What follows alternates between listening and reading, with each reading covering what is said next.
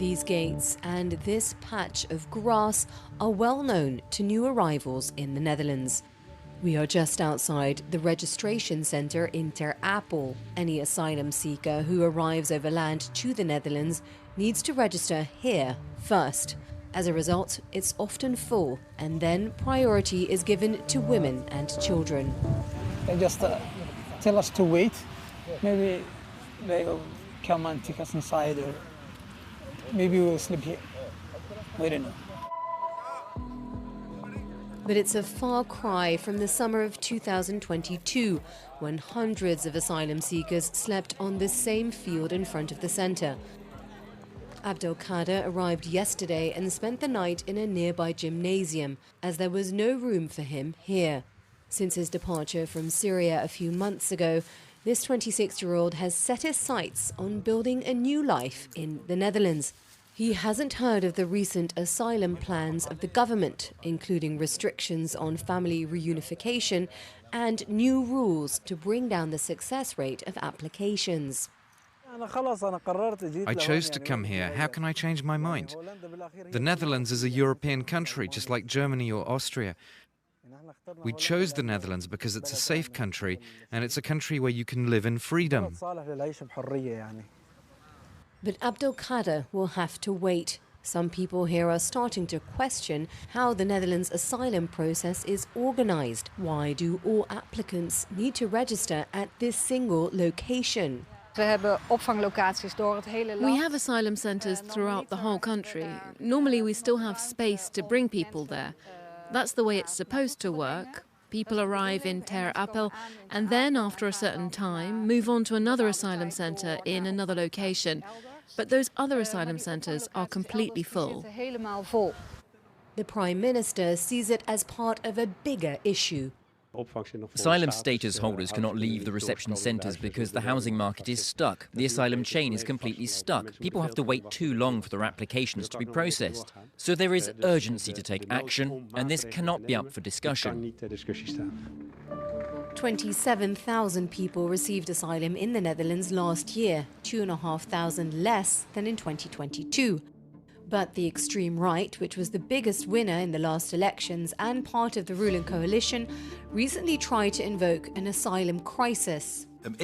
I would like the asylum emergency law. That's my route.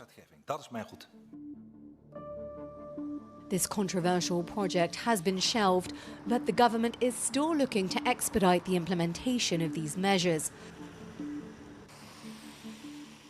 Many experts believe this is primarily about a problem the authorities have created themselves. It's more a management crisis than an asylum crisis, as the government has delayed decisions for a couple of years now. There have been big problems in the reception centres. There are too little places, but it's not because of an increase of asylum seekers, but it's of a mismanagement of the Dutch government. The latest data show that the Netherlands receives around the European average of asylum applications per year. Meanwhile, a lot of asylum seekers are worried, especially those who've been waiting for several years. Well done. You're doing so good. I'm proud of you. 17-year-old Sarah lives in this asylum centre with her two little sisters, grandmother and parents. She arrived in the Netherlands from Iraq 10 years ago, but is still waiting to get a residence permit. A similar case of a minor who was threatened with deportation dominated headlines here over the summer. It's not good. You don't want to experience that as a child. I grew up in the Netherlands. I'm rooted in the Netherlands. And yet, I don't know what my future holds. My studies could be stopped. The Netherlands is my country. I see myself more as a Dutch person than an Iraqi. People like Sarah could be affected by what the Dutch authorities are calling the strictest asylum policy the country has ever seen. With these measures, the government's message is clear. Asylum seekers are no longer welcome here.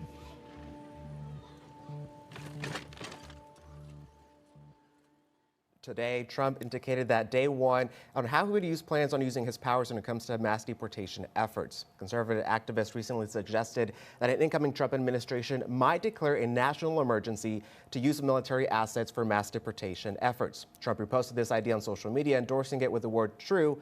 So far, it's unclear exactly how he would use military resources to use such a program, but it wouldn't be the first attempt to leverage emergency powers. During the first term, Trump declared a national emergency to limit immigration. Legal experts warn that if Trump moves forward with a similar plan, it would likely face significant legal challenges due to the changes in law since his first term. For example, back in 2017, Trump used emergency powers to limit immigration, but the law requires agency heads to carry out those kind of actions, which highlights the importance of those roles of cabinets being appointed. We will carry out the largest mass deportation in the history of America. You've heard that from Donald Trump. Say it time and again on the campaign trail. But what does an exercise like this really mean? Now that the Republicans are in control of the White House, the House, and the Senate, Trump can plan to execute the deportation. We say plan because he will still need the funds to fulfill it. We got a glimpse into what he means in a post on Truth Social. One year has talked about, or he talked about, reports of how Trump is planning a national emergency. We will then use the military to execute this mass deportation program. Trump responded on it by saying true, followed by 3 exclamation marks. So here's what we know about Trump's mass deportation plan so far. To start off, I want to say that Trump has not exactly laid out his plans. In fact, till 2 weeks back, his own border appointee said nothing has been put on paper. So whatever we know is through the campaign trail and media interviews. Immigration was a top issue in this election, and building on that issue, Trump has promised a zero-tolerance approach for the border. He has vowed to launch the largest deportation in American history. He has confirmed that he will be using the military, mobilize the National Guard to assist immigration and customs enforcement. He wants to recruit 10,000 Border Patrol agents and says he will ask Congress to give all agents a 10% pay rise. Trump has also talked about invoking the Alien Enemies Act of 1798 to speed up the deportation. This law allows the president to authorize the arrest, relocation, or deportation of any male over the age of 14 who hails from a foreign enemy country. Critics say the law is outdated and does not follow due process. This plan will be heavy on the federal government financially as well as logistically. And to top it all off, Trump has said there is no price tag on mass deportation plans, suggesting that there is no cut budget for it. How much ever is needed will be spent. Also as well, that he's not pointed out. The reality will hit the government and the new government on day one of what they can do or what they cannot. They may have plans. I don't believe that they will be easy for them to implement anything. And even if it does, they do it. Trump's comments are in line with Trump's border czar, Tom Homan, a man who has been chosen to oversee the deportation plan. In a CBS interview from October, Homan talked about his vision of the plan, where he said, and I quote, "If I am in charge of illegal immigration, my priorities are public security threats and national security threats first." The interviewer asked if others can follow, to which he said, absolutely. It's a crime to enter a country illegally.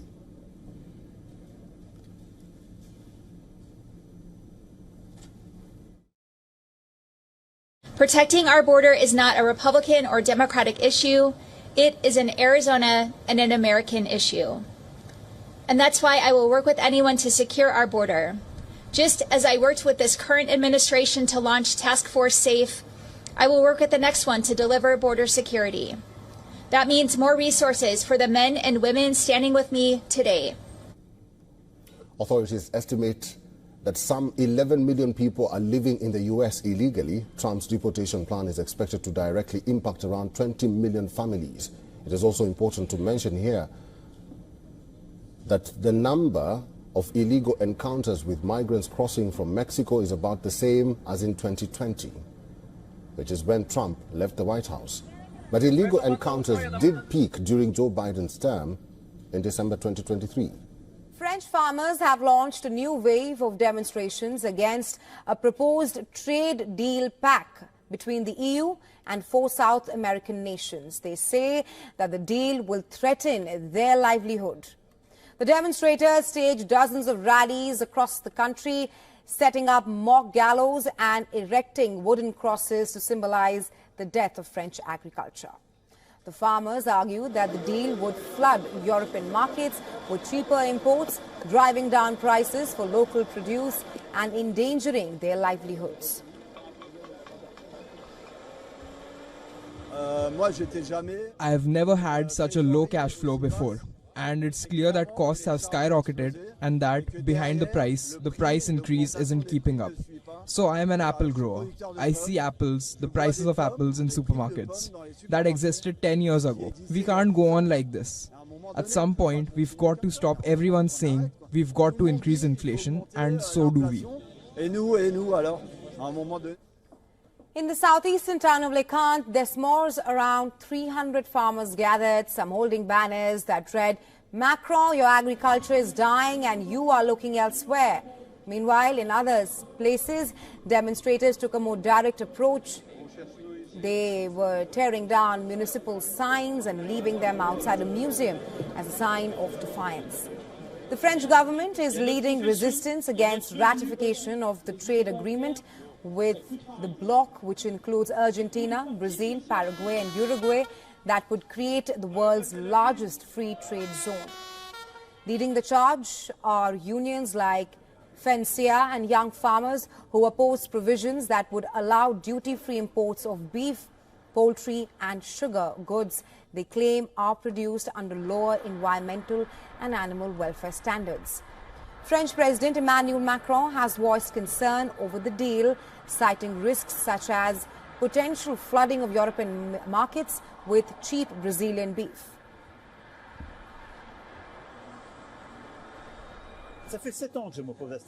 I've opposed this treaty for 7 years now, and I'm talking to our farmers about it eye to eye. Since I've been president, have I not kept my commitments? Never. Deforestation, shore erosion, and fire damage to the world's largest rainforest are some of the scenes that U.S. President Joe Biden saw Sunday. He is the first sitting American president to visit the Amazon.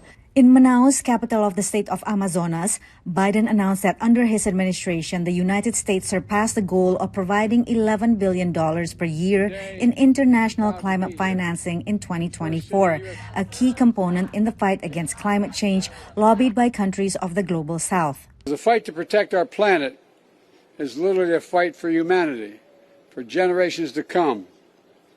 It may be the only existential threat to all our nations and to all humanity. Biden met with indigenous leaders and announced U.S. investment in several climate initiatives, including $50 million for the Amazon Fund. From Manaus, Biden heads to the summit of the 20 largest economies, the G20, in Rio de Janeiro, where diplomatic sources told VOA they worry U.S. climate change efforts will be dramatically scaled back under Donald Trump's incoming administration. During his first term, Trump withdrew the U.S. from the Paris Climate Accord, the world's main multilateral forum to mitigate climate change. Biden said he is leaving Trump and the country a strong foundation to build on if they choose to do so. Biden couched his climate legacy in economic terms, the race between countries in harnessing the clean energy revolution. It's true, some may seek to deny or delay the clean energy revolution that's underway in America. But nobody can reverse it. Trump is reportedly planning to roll back current tax credits for electric vehicle purchases, part of Biden's signature legislation on clean energy and climate change. Trump has repeatedly called climate change a hoax. However, the Brazilian president's chief advisor said he will not prejudge the Trump administration. I judge actions. So we'll see later how these actions evolve, and then we'll speak. For now, Biden has been a good partner for Brazil, for President Luiz Inácio Lula da Silva. At the G20 beginning Monday in Rio, Biden will focus on workers' rights and clean economic growth and attend the launch of the Global Alliance Against Hunger and Poverty. These are also initiatives that many diplomats here worry will not receive U.S. support under Trump, who slashed foreign aid funding while he was in office. Patsy Widakuswara, VOA News, Rio de Janeiro. Lebanon's Hezbollah group has said that it launched explosive-laden drones at military targets in Tel Aviv, in which the Israeli rescuers said 5 people were injured. Now, the Hezbollah, in a statement, said it carried out an air offensive with a squadron of attack drones against sensitive military points in the city of Tel Aviv. According to medics, Tel Aviv's suburbs of Bnei Brak and Ramat Gan area were hit in the missile attack on central Israel. They said the victims were all hit by shrapnel. However, the IDF said one surface-to-surface missile fired from Lebanon was intercepted by air defenses, and the fragments from the interception impacted the 2 Tel Aviv suburbs, causing a fire and extensive damage to surrounding buildings and vehicles. Now, the IDF said that both the injuries and damage were caused by fragments of an intercepted missile. However, Israeli police later contradicted the military's claimed interception. Tel Aviv's police chief, Haim Sargerov, confirmed that the incident involved a direct hit from a heavy rocket, not an intercepted missile, as the military had claimed. As you can see behind me, a short while ago, projectile impact landed right here in the city of Bnei Brak, a residential area with lots of civilians around us. We're talking about multiple impact sites. Right now, as we know, there are 4 injured in various conditions, according to medical sources. In Israel's northern town of Shraram, a 41-year-old woman identified as Safa Awad was killed and dozens of others wounded by a rocket that hit a 3-storied building. Medics said that the woman was trapped inside the building and recovered by rescue services, but declared dead shortly after.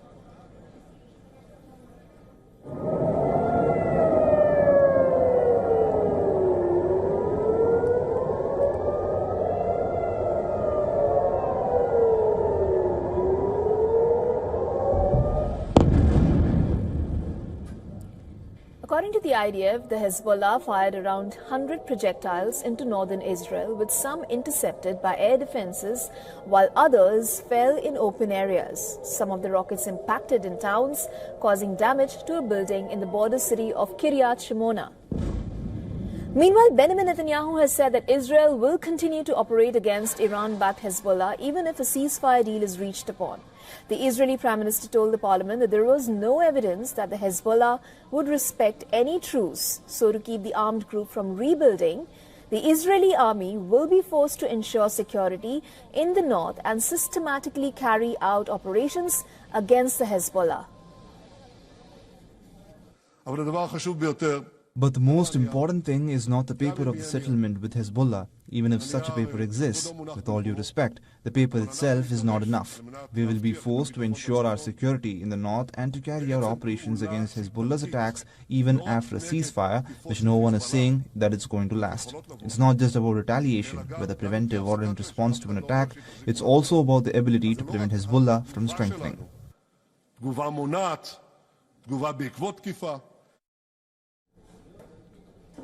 Furthermore, Israel launched a new bombing raid on central Beirut on Monday, killing 5 people. Lebanon's health ministry said 31 people were wounded in the attack in densely populated residential area of Zukak al-Blat, which is close to the UN headquarters, Parliament, and the Prime Minister's office, and several embassies. Now, the target of the airstrike remained unclear, and the Israeli army did not issue a prior warning. Now, the strike came following reports that the U.S. envoy had delayed his visit for ceasefire talks. Reports said U.S. Special Envoy Amos Hochstein was expected in the region this week. According to a Lebanese official, Lebanon's government has largely endorsed a U.S. truce proposal to end the Israel-Hezbollah war and was preparing final comments before sending a response to Washington.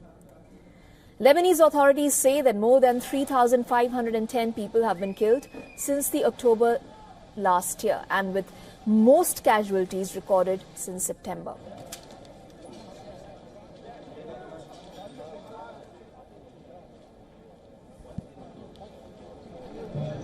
Thank you so much. Thank you very much, dear Roberta.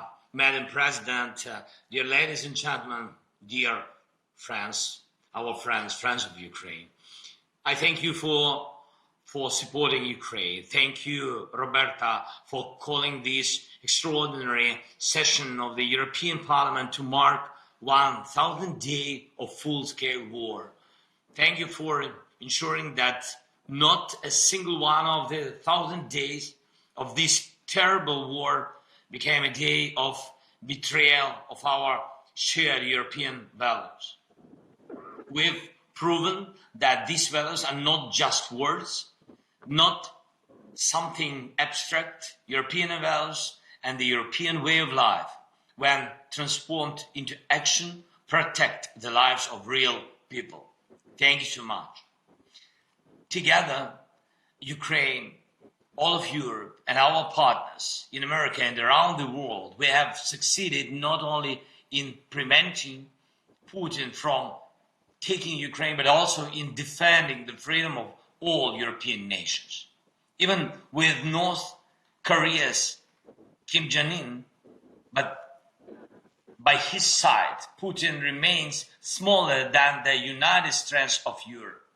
I urge you not to forget this, and do not forget how much Europe is capable of achieving.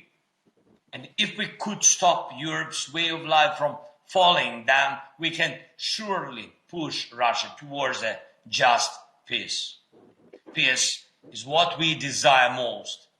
2 years ago, we proposed the peace formula, and I'm grateful to all of Europe and every partner who has supported it. And you in the European Parliament were among the first to support the peace formula.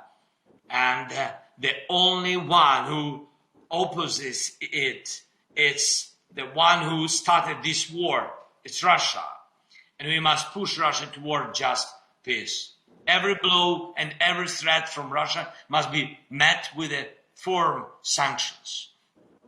For 1,000 days, it has been crucial to radically reduce Russia's ability to fund its war through oil sales. Oil is the lifeblood of Putin's regime, and the shadow fleet of tankers is what keeps it alive.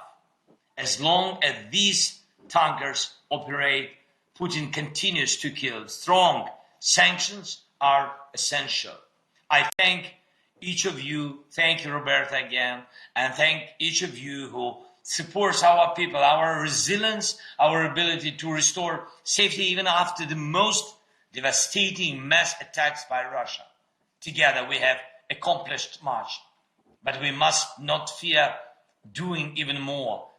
Now, Putin has brought 11,000 North Korean troops to Ukraine's borders. This contingent may grow to 100,000. While some European leaders think about, some elections or something like this at Ukraine's expense, Putin is focused on winning this war. He will not stop on his own. The more time he has, the worse the conditions become. Every today is the best moment to push Russia harder, and it's clear without certain key factors, Russia will lack real motivation to engage in meaningful negotiations. Without fires in its ammunition depots on Russian territory, without disrupted military logistics, without destroyed Russian air bases, without its lost capabilities to produce missiles and drones, and without its assets being confiscated. You know very well that Putin does not value people or rules. He values only money and power. These are the things we must take away from him to restore peace. If anyone in Europe thinks they can sell Moscow, Ukraine, or any other country like the Baltic states or the Balkans, Georgia, Moldova, and gain something in return, let them remember this simple truth. No one can enjoy calm waters amid a storm. And we must do everything to end this war fairly and justly, as you said, Roberta. And of course, together. 1,000 days of war is a tremendous challenge. Ukraine deserves to make the next year the year of peace. Thank you again. Thank you so much. Thank you for your resolutions, your decisions, your principles, your visits to Ukraine during the war, during first year of the war, especially first year when it was so difficult. And thanks, and your faith in Ukraine. Thank you very much. Slava Ukraine. Russian President Vladimir Putin has fundamentally altered the rules of nuclear engagement. This dramatic shift in military doctrine coming on the 1,000th day of the Ukraine conflict represents a stark escalation in international tensions and a direct response to Washington's decision to allow Ukrainian strikes inside Russia.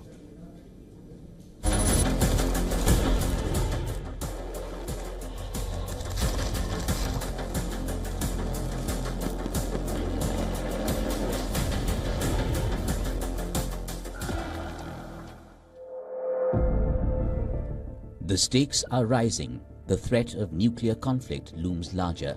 Vladimir Putin fine-tunes Russia's nuclear doctrine. The West is put on notice.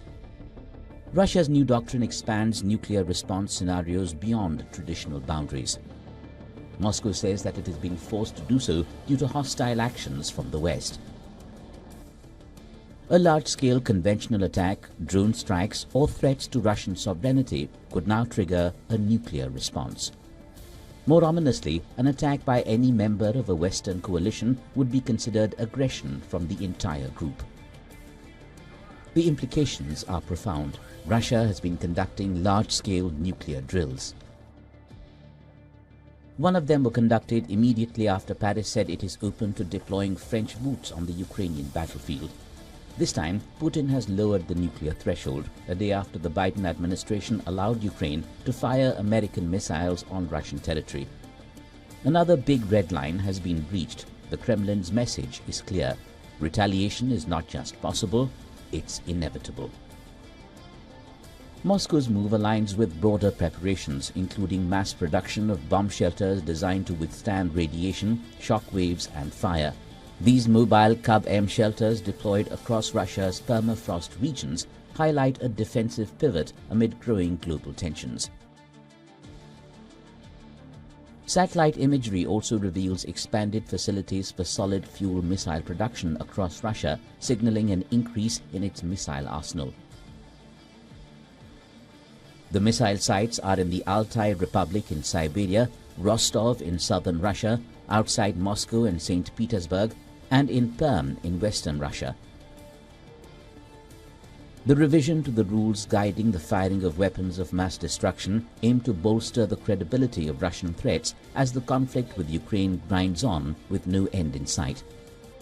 Together, Russia and the US control nearly 90% of the world's nuclear weapons, underscoring the high stakes of any miscalculation. Bureau Report, WION, World is One.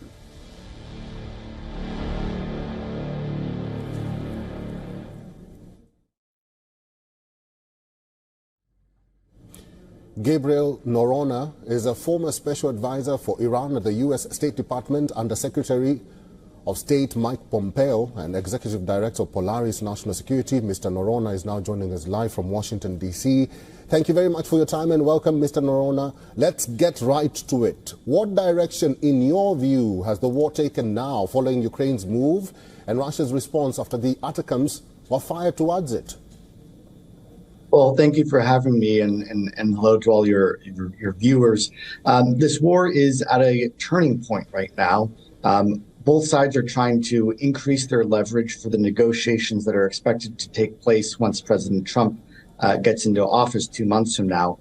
And the other thing we've seen now is the Biden administration is finally freed from its own nervousness about its own election, and so is willing to do a bit more to give Ukraine leverage.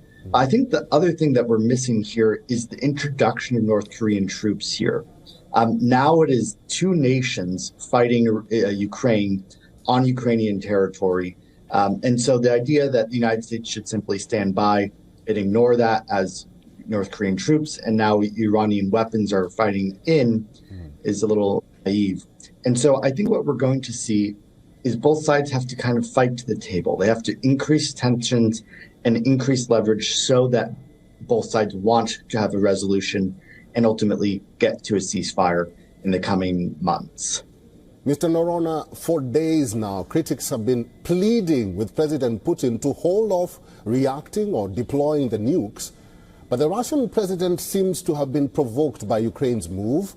What card could Putin pull at this point, and how detrimental would Russia's response be? Well, it's important to know that the winds blow from west to east. So even if President Putin decided to try to use a nuclear weapon on Ukraine, it would end up killing large amounts of Russian citizens as well. It would pollute Russian air. It would pollute Russian water. And so I think that some of these threats are a little overblown. I think doing so would actually be a massive, massive, massive red line for the international community. It would change this war permanently. It would force China to have to draw some distance between itself and Russia. And so this would be a move of utter desperation by Putin to use a nuclear weapon. I don't think the threats to use a nuclear weapon against the United States are remotely serious because, again, the United States has the ability to completely obliterate Russia in response. Mr. Noronha, if this war escalates, because it now looks like it has, wouldn't it be hard for Trump to pacify, having in mind that his inauguration is 2 months away? Well, I think both the American public wants to see an end to this war. The Ukrainian public wants an end to this war. The Russian public wants an end to the war. The question is just in the details. Yes, a nuclear weapon would, however, make any peace very difficult, if not impossible, if Russia does actually use nuclear weapons. And so that's actually a major impediment to what President Trump might do. But again, there are 2 months now between when he takes office. And so there's a lot of things that can happen in this war to disrupt peace negotiations. Those peace negotiations probably won't happen overnight.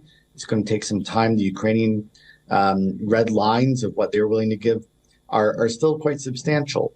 And so a resolution to the conflict is not guaranteed, even when President Trump comes in and is willing to do these things.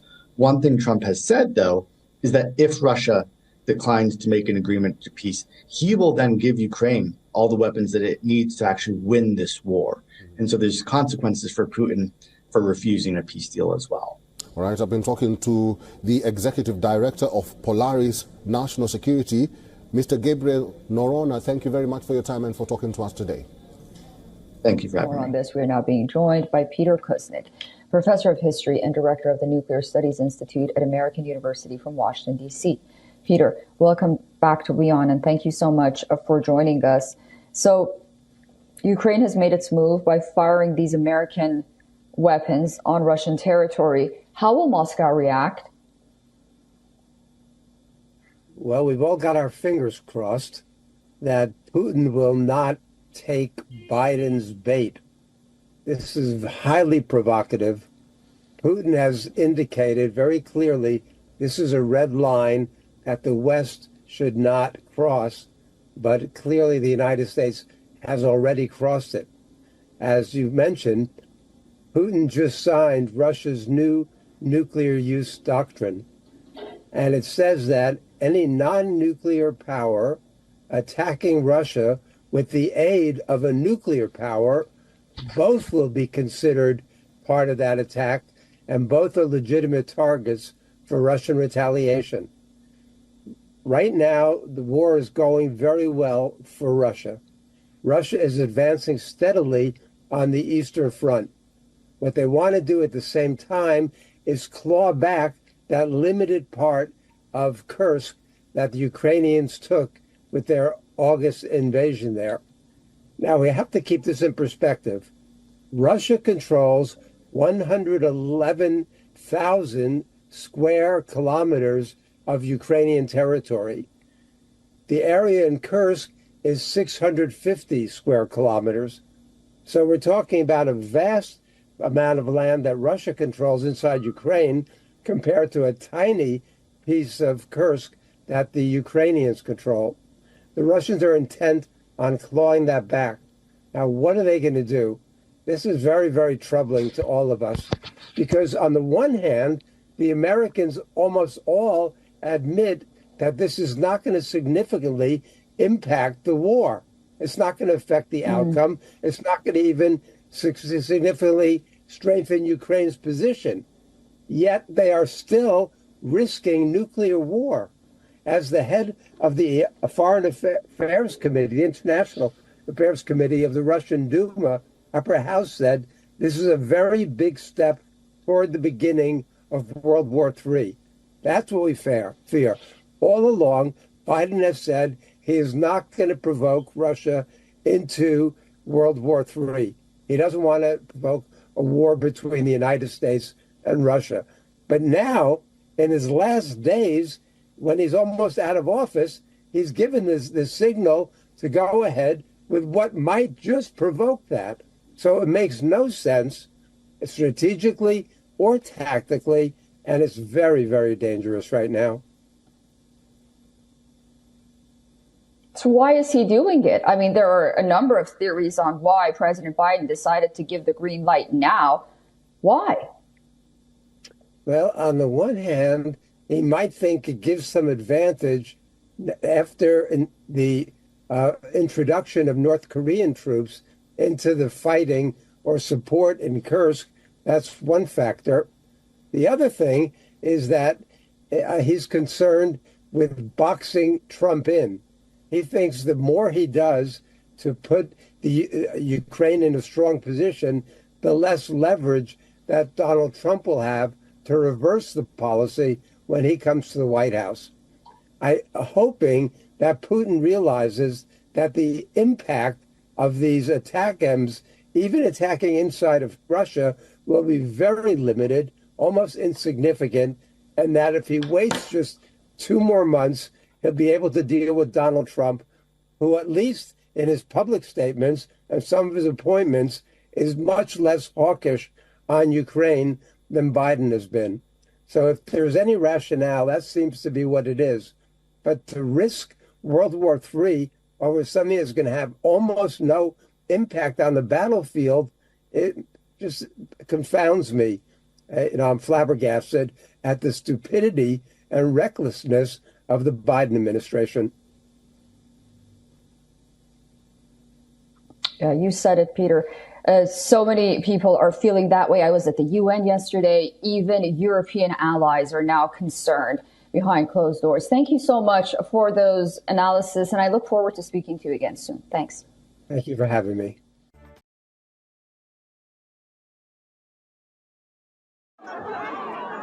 永安小学门口嘞，人家直接开车进来的嘞，那是搞么的？直接开车进来装了几个跟他嘞。原来他的很多找不到的爸爸妈妈的电话号码呀。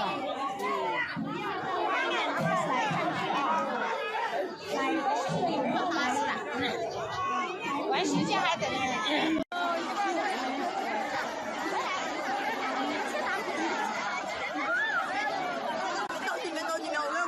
到里面，好。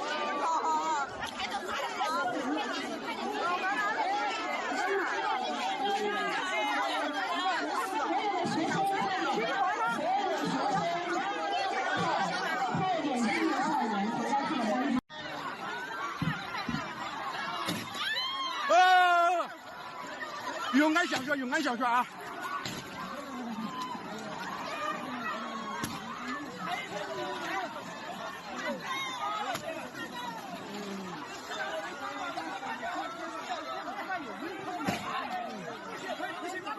好多人。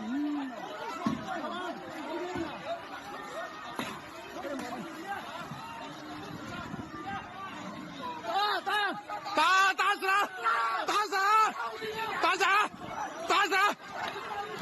死！